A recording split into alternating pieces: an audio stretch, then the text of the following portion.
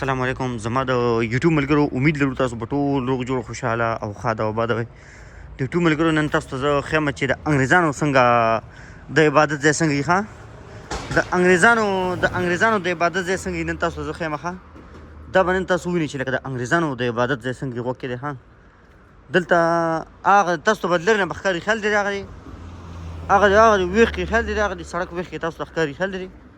وکې ښه دا به نن موږ ګورو ښه چې دا لکه څنګه وي پوه شوې تاسو به ډېرو کسانو به لیدلي خو ډېرو به نه لیدلي چې لکه د انګریزانو د عبادت دی څنګه دا یو سړی دی خیال دی چې د کاغذ یې لاس کې نیول دی څه سبق مابق وي خیال دی وکې ښه چې دی څه کوي تور سړی دی تور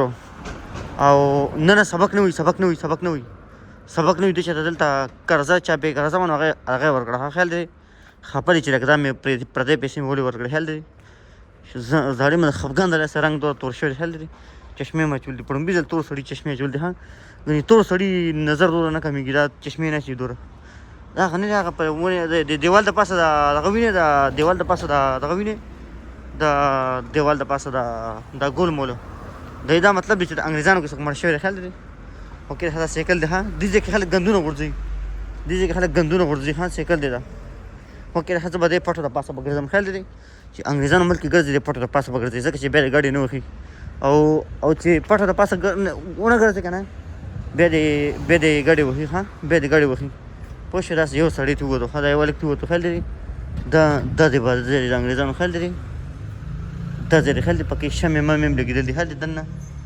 دننه پکې شمې ممې هم لګېدل دي خیال دی زه ورته دننه نه ځم ځکه چې دننه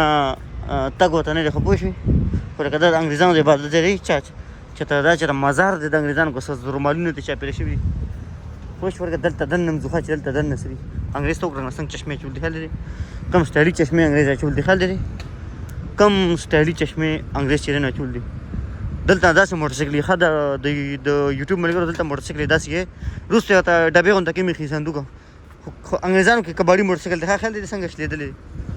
دلته دې کې خلک ګن غورځي ښه دې ډبو کې خلک ګن غورځي اوکې د ښه یو هلک ناست دی که نه خو لکه بنګالي سټایل کې ناست دی خیال دی شکل نه پته لګي چې لکه دا بنګالي دی ځکه چې بنګالي سټایل کې ناست دی خیال دی داسې د بنګلادیش غونته کې ښکاري خیال دی څنګه چې ناست دی خیال دی دا وګوره ښه دا بوټي دي انګریزانو دا بوټي داسې یې ښه څنګه د انګریزانو بوټي هم نیغي مړه قسمتیان انګریزان دي خیال دی اوکې د ښه بوټي هم د دې چې دی نو نیغي هغه تور هلک چې وختي تور هلک چې سبق وي هغه یې لاړو ښه هغه تور هلک چې وختي سبق وي هغه یې لاړو ښه دې کرسۍ د پاسه به زه کښېنم خیال دی وکې ده ښه دا چاپې شاعري هم لیکل ده په انګلیش کې خو دا صحیح نه ده مړه هلته ځم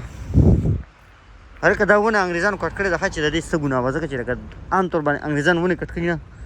خو چې د دې ونې څه ګناه وه چې دې کټ کړې ده ښه څه چل به یا به ناجوړه وه